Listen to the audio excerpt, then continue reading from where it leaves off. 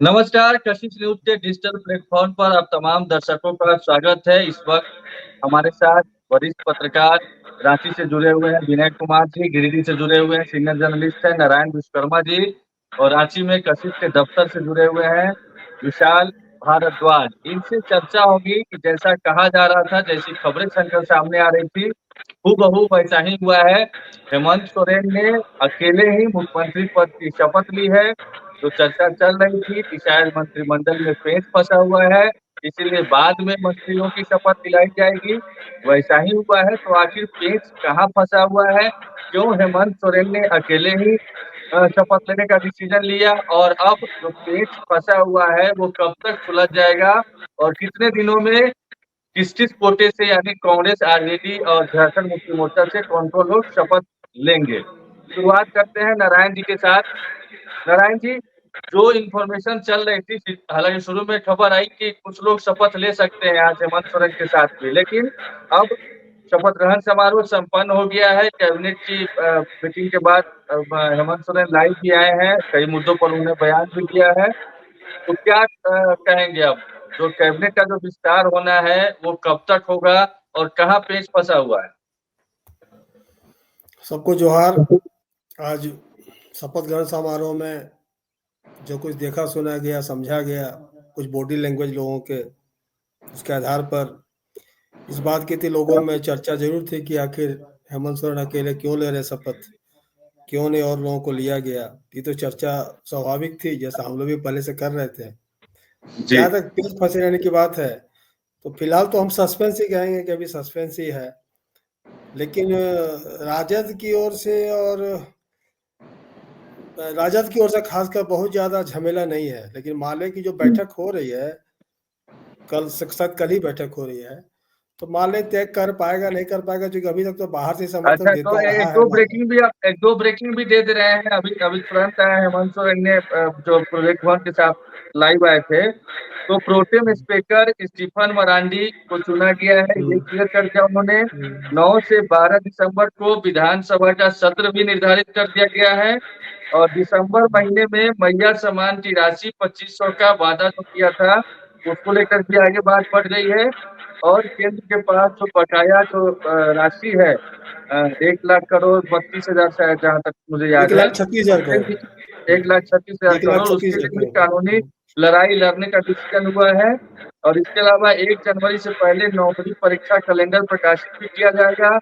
लंबित जो भी परीक्षाएं हैं वो भी पूरा करने का निर्णय लिया गया है।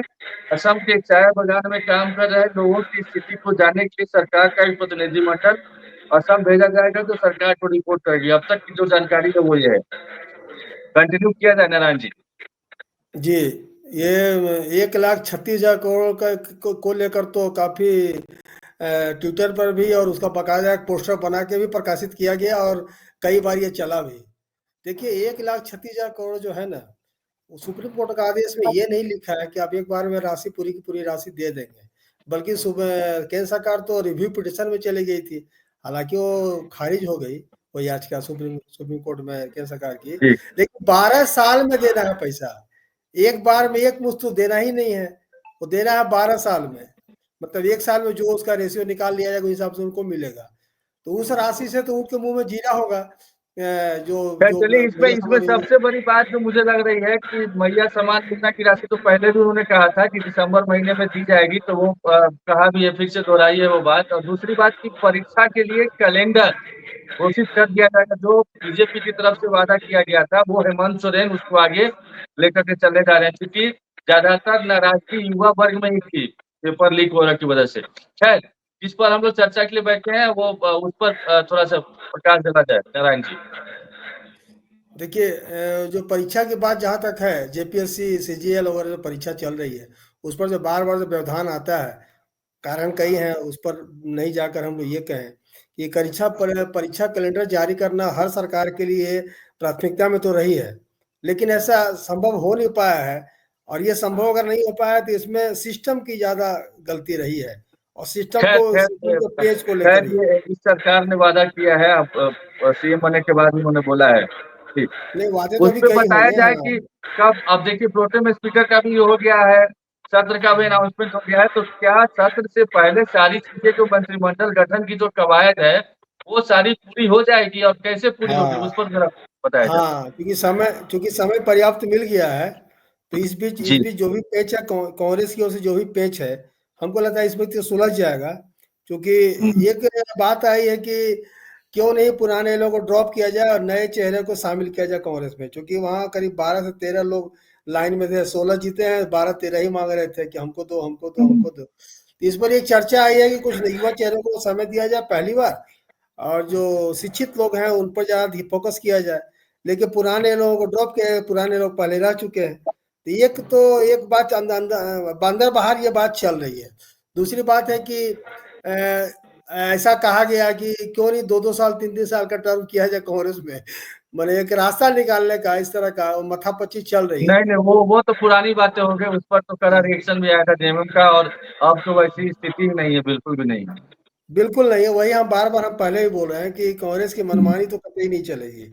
इसीलिए उस पर जो निर्णय लेना अच्छा है वो। अच्छा, एक चीज मुझे बताइए नारायण जी, कि कांग्रेस कोटे से कौन मंत्री होगा, आरजेडी कोटे से कौन मंत्री होगा, ये डिसाइड तो कांग्रेस या आरजेडी वाले करेंगे ना, उससे किस नेता करेंगे? बिल्कुल, हाँ हाँ हाँ हाँ हाँ। उसमें भी क्या सीएम हेमंत सोरेन का हस्तक्षेप होगा कि नहीं, इनको नहीं, इनको बनाइए?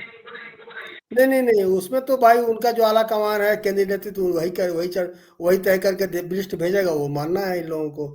लेकिन हम अगर कह देंगे कि हमको 4 ही चाहिए, आपसे 3 ही चाहिए, जो समीकरण है, जो जो रेशियो बनेगा उस हिसाब से 4 कहा गया है, तो 4 तो पहले से का बन्ना गुप्ता की एक जगह खाली हुई है, बाकी सब तो वही है। इरफान अंसारी अच्छा, स्वास्थ्य मंत्री की बात कही जा रही है। सीपीआई एमएल भी सरकार में शामिल हो सकती है क्या, क्योंकि आने वाले दिनों में इसकी बैठक की बात ये सामने आ रही कल फैसला हो जाएगा। दीपंकर भट्टाचार्य रहेंगे रांची में, तो कल इसका फैसला होगा हमको शामिल होना है या नहीं, क्योंकि अब तक वो मिथक टूटा नहीं है उनका, सरकार है। में चलिए, शामिल नहीं हुई है। चलिए थोड़ा सा और इस पे हम ये मंथन करते हैं, हमारे साथ विनय सर भी जुड़े हुए हैं। क्या लगता है, अब तो सत्र का अनाउंसमेंट हो गया है, उससे पहले सारी क्लियरिटी आ जाएगी, यानी जितने मंत्री पद की जो वैकेंसी है वो सब फुलफिल कर लिए जाएंगे, या फिर उस दौरान भी कुछ वैकेंसी खाली रहेगी?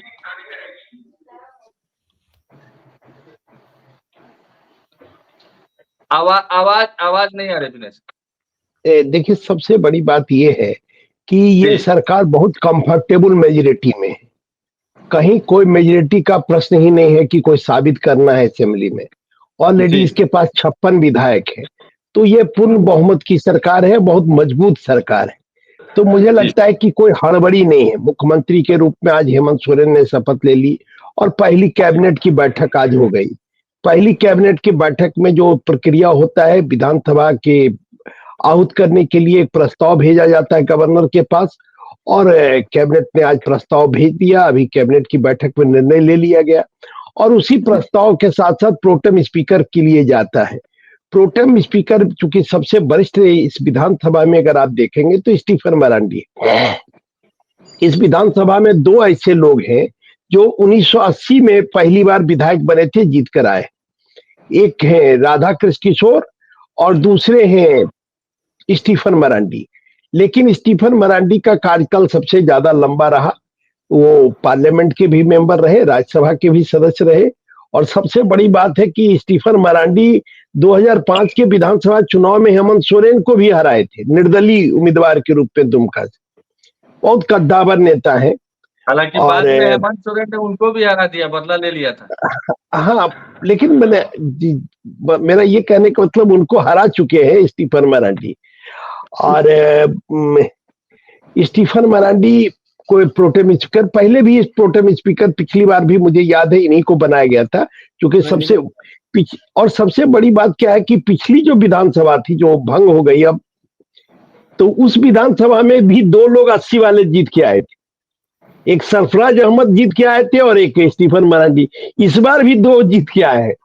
और फिर जो 14 से 19 वाली विधानसभा थी उसमें भी 80 वाले 2 लोग जीत के आए थे। अच्छा, ये बड़ा एक दिलचस्प सवाल मेरे जहन में आ रहा है विनय सर, इसको क्या, जो वरीयता है, जो सबसे ज्यादा जो सीनियर हैं, उनको सिर्फ प्रोटेम स्पीकर बना के ही संतुष्ट किया जाता है क्या? उनके लिए मंत्री पद क्यों नहीं दिया जाता है, उसमें क्यों नहीं उनको कंसीडर किया जाता है? नहीं देखिए, ये तो पार्टी निर्णय लेती है ना, पार्टी तय करती है। लेकिन प्रोटेम स्पीकर का जो मामला है, चाहे जिस दल के भी हो सकता है वो विपक्ष के भी हो, सीनियर मोस्ट को परंपरा रही है कि जो सीनियर मोस्ट सदन में होते हैं उनको प्रोटेम स्पीकर बनन।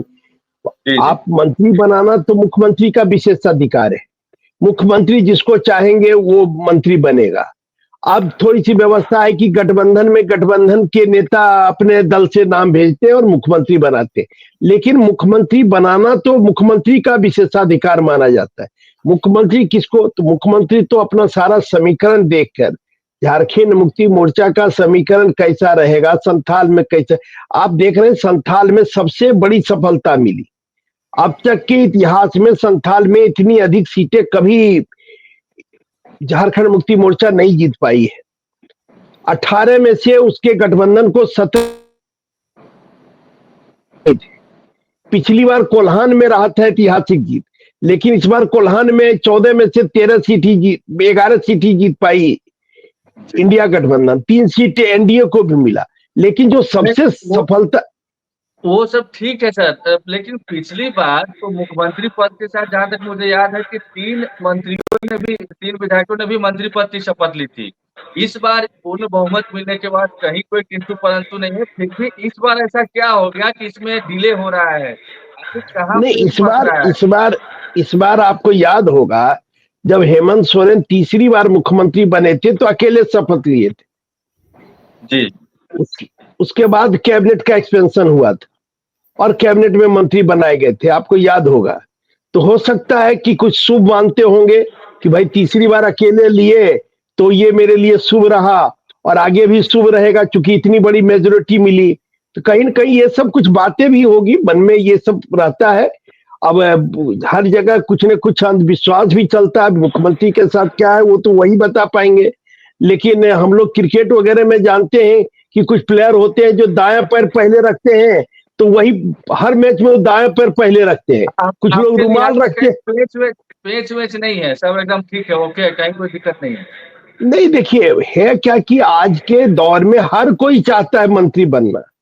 पुराने समय में बहुत सारे नेता का उदाहरण है जो लोग कहते थे भाई हम मंत्री नहीं बनेंगे, हम उसके योग्य नहीं हैं, हमसे ये लोग योग्य हैं, इनको बनाया जाना चाहिए। आज तो अगर आप बैठा दीजिए और कहिए आप विधायकों को बैठा के कि भाई आप नाम दीजिए किसको मंत्री बनाना है, तो अधिकतर विधायक अपना नाम दे देगा कि हमको बनाना चाहिए। पहले और अब में बड़ा फर्क है।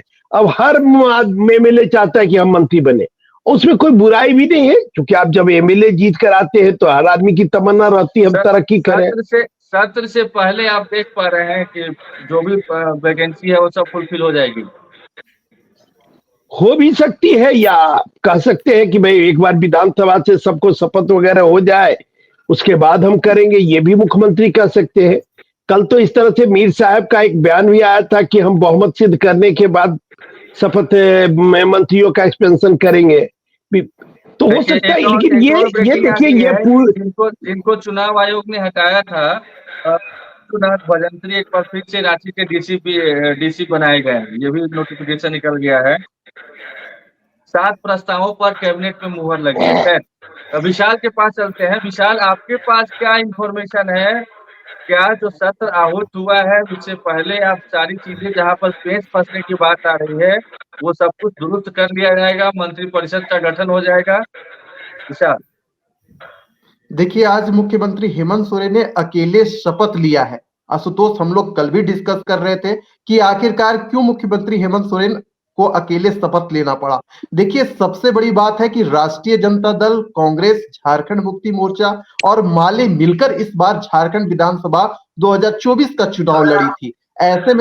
ऐसे में जो कांग्रेस है वह शुरू से यह मांग कर रही थी कि मुझे डिप्टी सीएम मिलना चाहिए, लेकिन इस बात को मुख्यमंत्री हेमंत सोरेन की ओर से नकार दिया गया, जो हमें जानकारी मिली। देखिए, कांग्रेस चाह रही है कि 4-1 फॉर्मूला पर जो पहले था उसी प्रकार 2024 में भी काम हो, यानी कि प्रत्येक 4 विधायकों पर 1 मंत्री। इस पर मंथन, देखिए कांग्रेस एक राष्ट्रीय पार्टी है, झारखंड राज्य से इसका डिसीजन नहीं होता है, डिसीजन दिल्ली से होता है। यही कारण था कि कांग्रेस के जो भी चुनकर इस बार विधायक थे दिल्ली में डेरा डाले हुए थे। आज ही हमने निशात आलम से बात की, नवल विक्सन कोंगाड़ी से हमने बात की, राजेश कच्छप से बात की, सबकी एक ही उम्मीद थी, सबकी एक ही मांग थी कि मुझे भी मंत्री पद दिया जाए। हालांकि उन सबका जो एक बयान था आशुतोष, वह कॉमन था कि यह आला कमान फैसला लेगा, यानी कि दिल्ली की धरती से यह तय होगा कि मंत्री पद किसे दिया जाएगा। देखिए फिलहाल कांग्रेस मांग कर रही है कि कम से कम मंत्रिमंडल में हमारे 4 लोगों को सम्मिलित किया जाए। लेकिन देखिए झारखंड मुक्ति मोर्चा 34 सीटों पर चुनाव जीत कर आई है और कांग्रेस 16, यानी कि 2019 में भी 16 था उनके पास आंकड़ा, 2024 में भी 16 आंकड़ा है। ऐसे में जो गठबंधन धर्म है, देखिए पुरानी बातें हम लोग इस टॉपिक पे कई बार डिस्कस कर चुके हैं। आप मुझे बताइए कि ठीक है 4 बनाया जाना है, दिल्ली से ही गाइड होती है, कांग्रेस वहीं पे है, बीजेपी में भी ऐसा ही है, झारखंड क्योंकि राज्य स्तरीय पार्टी है, जेएमएम तो यहाँ से सब कुछ होता है। कहाँ तक बात पहुंची है, क्या क्या कुछ शॉर्टलिस्ट किए गए हैं नाम, और नहीं किए गए तो कब तक हो पाएगा, ये मैं जानना चाह रहा हूँ। देखिए अभी तक कांग्रेस पार्टी का जो भी वरिष्ठ नेता है उनके ओर से आधिकारिक बयान ऐसा कुछ भी नहीं आया है कि सब कुछ फाइनल हो चुका है। आशंकाओं में कहा जा रहा है, देखिए हम लोग भी प्रोबेबिलिटी मेकर हैं कि इनको मंत्री पद मिल सकता है। देखिए आज हमने राजेश कच्छप से बात किया, उन्होंने कहा कि मैं दूसरी बार खिजरी विधानसभा से जीत कर आया हूं, मुझे भी चाहिए। अगर हम नमन विकसल कोंगाड़ी की बात करें, जीत की हैट्रिक लगा चुके हैं कोलिब्रियम में, उनकी भी मांग है। निशत आलम का भी कहना था कि आलाकमान फैसला लेगा, तो यानी इच्छा सभी विधायकों का है, फैसला लेना है कांग्रेस का। देखिए कुछ ऐसे नाम आ रहे हैं जो चाहते हैं कि अगर हम अनूप सिंह की बात करें, बेरमो से आते हैं शिल्पी नेहा तिर्की, मांडर से चुनाव जीत कर आई है, नमन विकसल कोंगाड़ी खुद को बताते हैं कि उन्हें मौका मिलना चाहिए। तो देखिए जो भी विधायक है आशुतोष, सब दावा कर रहे हैं कि उन्हें मंत्री पद मिलना ही चाहिए। लेकिन देखिए कितने मंत्री पद मिलेंगे इस पर भी अभी पेच जो है आशुतोष फंसा हुआ है। तो सब लोग अपना अपना दावा मजबूत करने में जुटे हुए हैं। नारायण जी, एक वैकेंसी है और कायदे से देखा जाए, और जो पुराना तो ये है उनको रिपीट किया जाता है, दीपिका पांडे सिंह, इरफान अंसारी और रामेश्वर उरांव को रिपीट किया जाता है। तो सिर्फ और सिर्फ अगर 4 कोटा कांग्रेस के कोटे में आते हैं 4 मंत्री पद, तो मात्र एक वैकेंसी है। आप क्या देख पा रहे हैं, क्या कुछ होने वाला है? एक को लेकर इसी तो मारा मारी है, क्योंकि वो तमाम लोग वो जीत गए हैं और कई बीमार वाली बात हो गई है। हाँ, अगर सोचिए अगर बन्ना गुप्ता भी जीत जाते तो फिर क्या होता अजीब स्थिति आ गई है। अब निशत आलम वो पूरा पुरजोर प्रयास कर रही है कि हमको अपने पति का वो चाहिए, उसको लेकर काफी बवाल भी है पाकुड़ में और रांची में भी। और कहा जा रहा है उनके बारे में कि जिनका पति जेल में है उनको अगर मंत्री बना दिया जाए पहली बार विधायक बनने के बाद ही, तो एक अच्छा संदेश नहीं जाएगा। इसलिए उनकी बात तो लगता है लगभग खारिज है, लेकिन वो जीत पर अड़ी है कि हमको वो मंत्रालय, अपना मंत्रालय मिलना चाहिए जो मेरे पति का था। इस पर क्यों जोर है, काहे जोर है, वो तो पाकुड़ के लोग ज्यादा अच्छा सा बताएंगे जो उनके समर्थक हैं या कार्यकर्ता हैं। लेकिन हमको लगता है कि सिरे से खारिज नहीं किए गई है, लेकिन ये कांग्रेस के अध्यक्ष के गेंद पाले में फेंक दिया गया है कि आप ये निर्णय ले लें कि मामला तो ये है कि उनके पति जेल में है, तो फिर एनडीए को मौका क्यों मिले ये बोलने का कि इनके पति जेल में है, उनको आप मंत्री बना दिए। तो इस मामले से थोड़ा परहेज तो करना चाहेगा ना भाई, जेएमएम करना चाहेगा कि नहीं ऐसा नहीं होना चाहिए। दूसरी ओर अगर बन्ना गुप्ता की जगह ओबीसी को ही कोटा देना है तो उसमें दूसरा और कोई नाम मुझे नजर नहीं आ रहा है कांग्रेस में, बल्कि अनूप सिंह की जो जोर लगाए हैं कि चूंकि इस साइड दक्षिण उत्तरी छोटा नागपुर से अगर मथुरा महतो इधर से मिलते हैं जेएमएम की ओर से, तो फिर इनका अनूप सिंह को दिक्कत होगी। तो रस्साकसी नॉर्थ छोटा नागपुर में है तो रस्साकसी तो है, इसीलिए हम लोग किसी मुकाम पर पहुंच नहीं सकते हैं कि फलना व्यक्ति का नाम हम मुहर लगा दें कि हम कयास, जैसे हम लोग पहले से कयास लगाए थे आशुतोष जी, फिर वही लगा सकते हैं। लेकिन हमको लगता है जिसे ओथ लिया जाएगा सारे विधायकों, जब ओथ लेंगे विधानसभा में, तो सत्र से पहले विनय जी ने भी कहा लगभग उसी समय पूरी पिक्चर क्लियर हो जाएगी। मामला सिर्फ अब जैसे राजद में बहुत ज्यादा किचकिच नहीं है, जो किचकिच है कांग्रेस में है, और कांग्रेस में किसी भी तरह की मनमानी बर्दाश्त नहीं। ठीक है, राजद और कांग्रेस वाले अपना अपना डिसीजन लेंगे किसको बनाना है, उस पर कई दावेदार हैं। विनय सर, जेएमएम में कहाँ दिक्कत आ रही है? हेमंत सोरेन जो कहेंगे वो मानने के लिए सब लोग तैयार हैं, क्योंकि उनके नाम पर चुनाव जीता गया है, प्रचंड बहुमत मिला है। तो फिर जेएमएम कोटे से भी तो इस बार कुछ हो सकता था, एक आध लोग शपथ ले सकते थे। नहीं, जैसे जेएमएम का पहले जो कांग्रेस की चर्चा कर रहे थे भाई, निशा जो निश्चित आलम है, आलमगीर आलम की पत्नी, तो उनको मंत्री बनने में कोई कहीं दिक्कत नहीं है। जेल में कोई है, जेल से तो मुख्यमंत्री रह चुका है दिल्ली का केजरीवाल जी, तो जेल में नहीं गई है। इनके पति पर चार्जेज है, चार्ज अभी प्रूफ भी नहीं हुआ है। तो मुझे नहीं लगता है कि, और सबसे अधिक वोटों से इस बार जीतने का इनका रिकॉर्ड रहा है। और तो पहली आला बार कमान बिहार से ऐसा कुछ कोई क्राइटेरिया नहीं है, बेबी देवी बन चुकी है पहली बार जीत के भी। नहीं नहीं, पहली बार लोकसभा सदस्य बनने वाले नरेंद्र मोदी प्रधानमंत्री बन गए, बिना मंत्री मुख्य बिना विधायक बने मंत्री बन गए। नहीं, वैसा तो बहुत उदाहरण है। भानु जी के पिताजी भी बिना विधायक बने मंत्री बन गए और बिना विधायक मंत्री से हट भी गए। बहुत सारे लोग हैं। बिहार में सम्राट चौधरी 24-25 साल उम्र नहीं था, मंत्री बना दिए थे लालू जी। और जब हम लोग लालू जी से पूछते थे तो लालू जी कहते थे कहाँ संविधान में लिखा है कि मंत्री बनने के लिए 25 साल उम्र चाहिए। नहीं, यहीं पर शिबू सोरेन विधायक और बाबूलाल मरांडी भी, जहां तक मुझे याद है कि मुख्यमंत्री बनने के बाद एक बार तो शिबू सोरेन तो हार भी गया, बाबूलाल मरांडी भी शायद ऐसा कुछ हुआ था जहां तक मुझे याद है।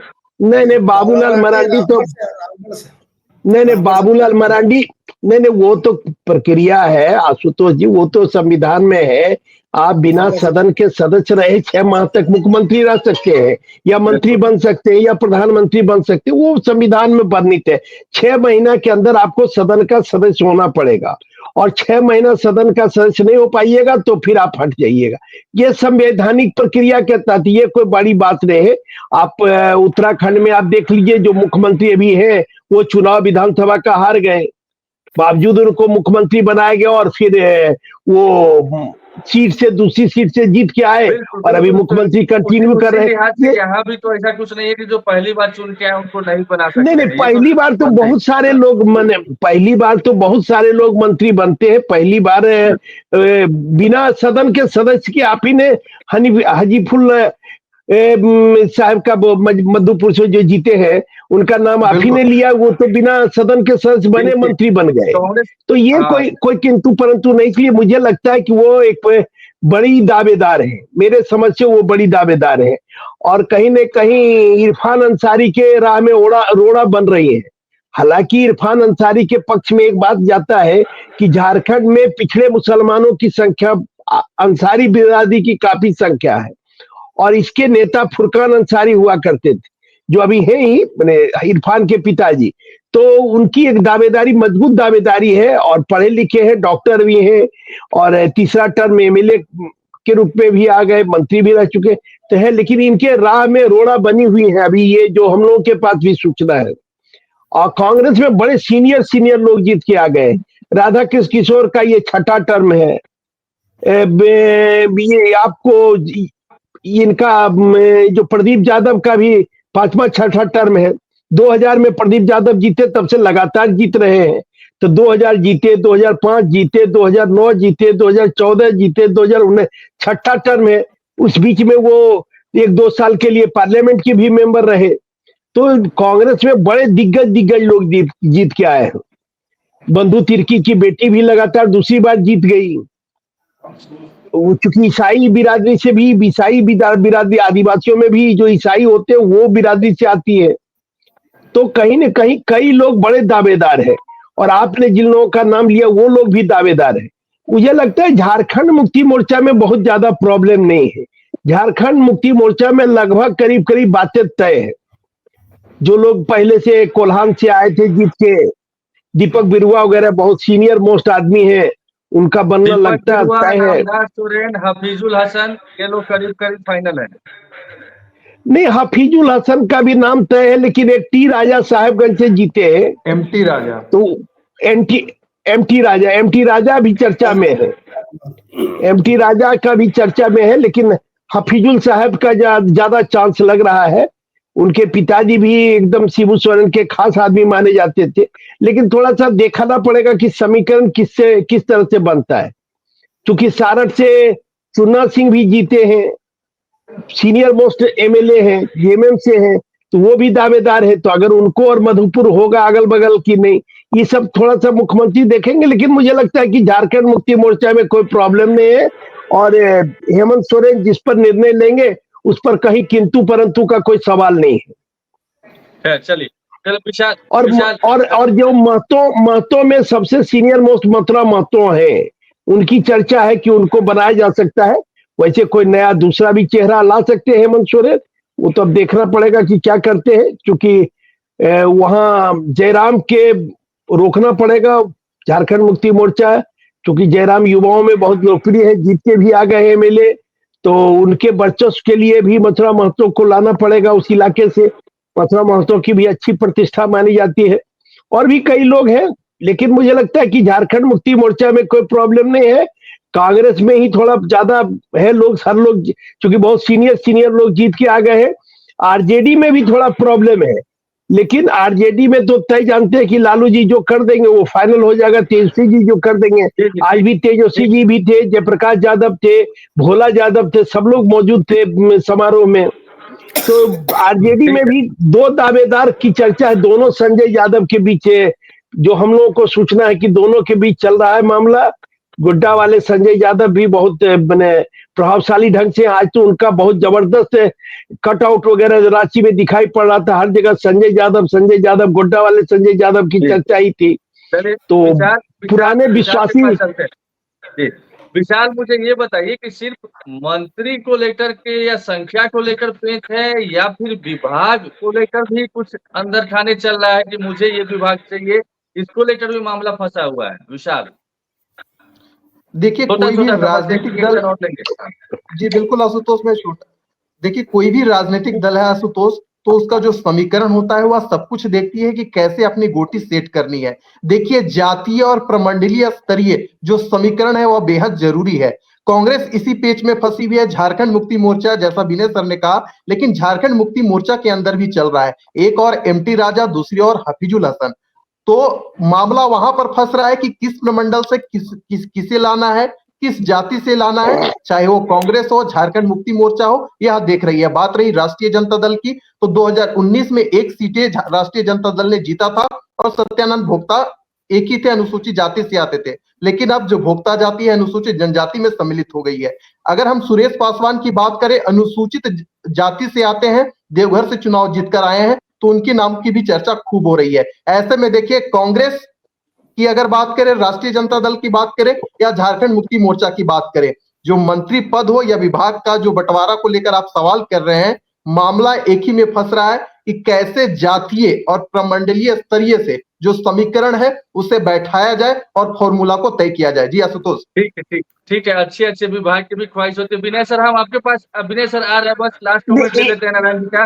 तो मेरा सवाल था वही रिपीट है, विभाग एक चीज हम कह देते हैं जरा से, एक चीज कि बहुत अच्छी जानकारी दी, लेकिन जो उमाशंकर रजक नाम है, जिन्होंने उमाकांत रजक, तो ये भी अच्छे दावेदार हैं शेड्यूल कास्ट, उन्होंने बावरी को हराया है, इनकी भी चर्चा बने हैं। और मुझे लगता है कि मेरा व्यक्तिगत मानना है कि बसंत सोरेन या कल्पना सोरेन में कोई एक आदमी बन सकते हैं।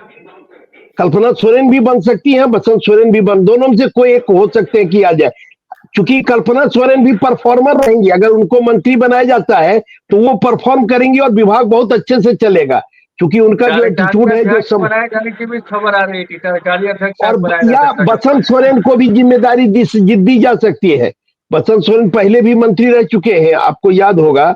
और जहां तक विभागों का बात है, तो मेरे समझ से तो पहले से एक परंपरा चल रही है, ज्यादा महत्वपूर्ण विभाग तो मुख्यमंत्री के पास ही रहता है, वर्ष जो डिवीजन जिसको आप कहते हैं, और कांग्रेस के पास पहले से अलॉटेड जो विभाग है वही विभाग मिलेगा। आरजेडी के पास भी मुझे लगता है जो विभाग पहले से अलॉटेड है वही मिलेगा। नारायण जी, हाँ, विभाग को लेकर जो है उसको बताइए। विभाग को लेकर विनय जी जो कह रहे हैं उसकी बात से बहुत हद तक सहमत है। सिर्फ एक बात है कि इरफान अंसारी चूंकि स्वास्थ्य मंत्री बनेंगे, ये शुरू से कहा जा रहा है, क्योंकि उनके पास वो विभाग था आलमगीर आलम वाला, ग्रामीण विकास, और ग्रामीण विकास की जीत पर अड़ी है निशत आलम को बनाने में कोई दिक्कत नहीं है, लेकिन मैं कह रहा हूं कि एनडीए की ओर से ये प्रेशर बनेगा और ये कहेंगे ये आपने गलत किया, नहीं बनने, देखो जो जेल गया उसको बनाए, वो कहेंगे। आप बना सकते हैं, आप तो स्वतंत्र। ऐसा तो हुआ लालू जी जेल में रहे और रेल मंत्री बन के रहे, बेल पर रहे लेकिन रेल मंत्री बन के रहे। ये सब तो हुआ है। मैं नहीं सिर्फ कह देखिए, रहा हूँ कि बोलने का मौका क्यों नारायण दिया जी, जाए। एक सेकंड, हम ये सवाल इसलिए पूछ रहे हैं चूंकि देखिए, मंत्री कौन बनेगा ये तो पार्टी का डिसीजन होता है, उस पर मुख्यमंत्री अपनी मुहर लगा देंगे। लेकिन मंत्रालय कौन सा मिलेगा, इस पर नहीं, मुख्यमंत्री का विशेषाधिकार होता है। आशुतोष जी, ज्यादा आशुतोष महत्वपूर्ण जी, मंत्रालय कांग्रेस और नहीं, जी आशुतोष जी, निश्चित आलम पर कोई चार्जेज नहीं है। यहाँ एक चीज समझ लीजिए, आलमगीर आलम पर चार्जेज है, निश्चित आलम पर कोई एनडीए चार्जेज के नहीं है। बारे में बोल रहे हैं, एनडीए बिल्कुल तो एनडीए के बारे निश्चित में। नहीं, एनडीए भी नहीं बोल सकता क्योंकि उन पर कोई चार्जेज नहीं है। आप लेकिन बात हम समझिए, जब उन पर कोई चार्जेज नहीं तो एनडीए को भी बोलने का मुंह नहीं रहेगा, क्योंकि आलमगीर आलम पर चार्जेज है। तो भाई आलमगीर आलम पर चार्जेज, उन पर आप बोलिएगा कि उन्होंने ये रिश्वत ली या जो भी उन पर चार्जेज। उनकी पत्नी पर अभी तक कोई चार्जेज नहीं है, इसको टेक्निकली जरा समझना पड़ेगा। ये ठीक। कोई कहीं नहीं बस रहा है कि उनकी बस चार्जेस है। बस छोटा सा जवाब दे दिया जाए मुझे कि ये मंत्रालय वाला, नारायण जी। मंत्रालय में देखिए स्वास्थ्य मंत्री इरफान अंसारी, और हमको लगता है कि हम ये दावा नहीं कर सकते हैं लेकिन इरफान अंसारी और रामेश्वर उरांव, ये दो तो तय है कांग्रेस से। अब बात रही दीपिका सिंह, क्योंकि संथाल में सबसे अधिक जीत कर आए हैं नहीं नहीं, कांग्रेस के। मुझे सिर्फ ये बताइए कि मंत्रालय को लेकर भी किस किस है ये मामला फंसा हुआ है हाँ, कि पिछली मंत्रालय बार को जो मलाईदार, मंत्रालय कांग्रेस को मलाई मिला था, देखिए कांग्रेस चाह रही कि इस बार और कोई बढ़िया बढ़िया मंत्रालय मिले उसे। देखिए कांग्रेस को पिछली बार मलाईदार विभाग मिला था, इनके पास वित्त मंत्रालय था, ग्रामीण विकास था, स्वास्थ्य मंत्रालय था। या फिर इन छीनने विभाग, की बात हो रही हो कि नहीं अब इस बार नहीं देंगे हाँ, हम आपको इतना मंत्रालय। अब मान लीजिए हमको आप बना देते हैं श्रम मंत्री, हमको कोई लेना देना नहीं है। बाल विकास में महिला मंत्री, ये सब जो विभाग है जो कि निम्न स्तर के नहीं है लेकिन मीडियम रैंक के है। लेकिन मेन जो है वित्त मंत्रालय, स्वास्थ्य मंत्रालय, अब शिक्षा मंत्रालय की बात आती है। शिक्षा मंत्रालय नेहा शिल्पी बहुत रेस में है कि उनको बनाया जाए शिक्षा मंत्रालय, उन्हीं को दिया जाए। शिल्पा रेस ईसाई में कोटा तो भी हो बहुत जाएगा। सारे लोग हैं, ठीक है। लेकिन लेकिन नहीं, शिक्षा मंत्रालय जो बहुत बड़ा पेच है, ये जो कहा जा रहा आशुतोष जी, आशुतोष जी, रामविलास पासवान अक्सर कहते थे कोई मंत्रालय छोटा बड़ा नहीं होता है, काम करने से बड़ा होता है। जब भी उनको मलाईदार जो विभाग की मंत्रालय बात दिया है, गया बहुत बड़ा उन्होंने पेचा है। चमकाया है, उन्होंने चमका देते थे। संचार मंत्री जब बने तो लोग कहता था संचार। तो कोई भी मंत्री अगर जो परफॉर्म करेगा ना, मंत्रालय कोई खराब नहीं होता है। अगर आप काम करना चाहे, हर मंत्रालय में काम करने की बड़ी सुविधा है। कहा जाता है ना मलाईदार विभाग हमको चाहिए, हमको नहीं मिला, हमको छोटा विभाग मिल गया। ये बातें तो कही चलिए जाती है, हमारी चलिए, नहीं कही जाती है। बहुत लंबी चर्चा हो चुकी, 32 मिनट के आसपास हम लोग चर्चा कर चुके हैं। मुझे लगता है कि